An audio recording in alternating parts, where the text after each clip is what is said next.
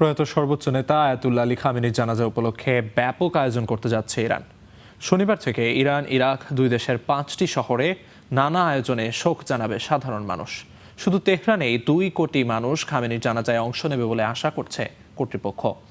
এটি হতে যাচ্ছে দেশটির ইতিহাসে সবচেয়ে বড় ও দীর্ঘ রাষ্ট্রীয় জানাজা ও দাফন। ইরানের সড়ক অলিগলি ছেয়ে গেছে প্রয়াত নেতা আয়াতুল্লাহ আলী খামেনির ছবিতে। প্রস্তুতি চলছে ইরানের ইতিহাসে সবচেয়ে বড় জানাজা আয়োজনের। শনিবার থেকে শুরু হচ্ছে 6 দিনের কর্মসূচি। ইরান ও ইরাকের 5টি শহরে অনুষ্ঠিত হবে বিভিন্ন পর্ব। প্রথম 2 দিন তেহরানের মোসাল্লা প্রেয়ার কমপ্লেক্সে রাখা হবে খামেনির মরদেহ।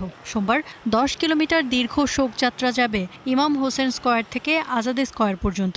শুধু তেহরানেই প্রায় 2 কোটি মানুষ এই শোকযাত্রায় অংশ নেবে। এরপর মরদেহ নেওয়া হবে কোম শহরে। শিয়া মুসলিমদের অন্যতম গুরুত্বপূর্ণ ধর্মীয় কেন্দ্র হিসেবে পরিচিত কোমের ফাতিমা মাসুমা মাজার ও জামকারান মসজিদে অনুষ্ঠিত হবে পরবর্তী কর্মসূচি।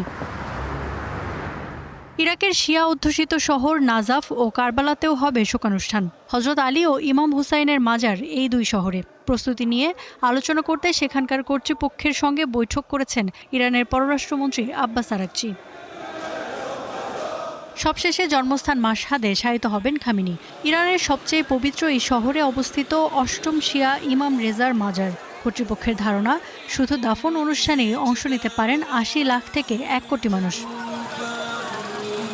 পুরো আয়োজন ঘিরে নজিরবিহীন নিরাপত্তা নিচ্ছে ইরান। তেহরানের সড়কগুলো রূপ নিচ্ছে অস্থায়ী পার্কিংয়ে। মসজিদ, স্কুল, বিশ্ববিদ্যালয় ও ক্রীড়া কমপ্লেক্সগুলোতে হচ্ছে অতিথিদের থাকার ব্যবস্থা। নিরাপত্তার দায়িত্বে থাকছে Islamic Revolutionary Guard Corps IRGC।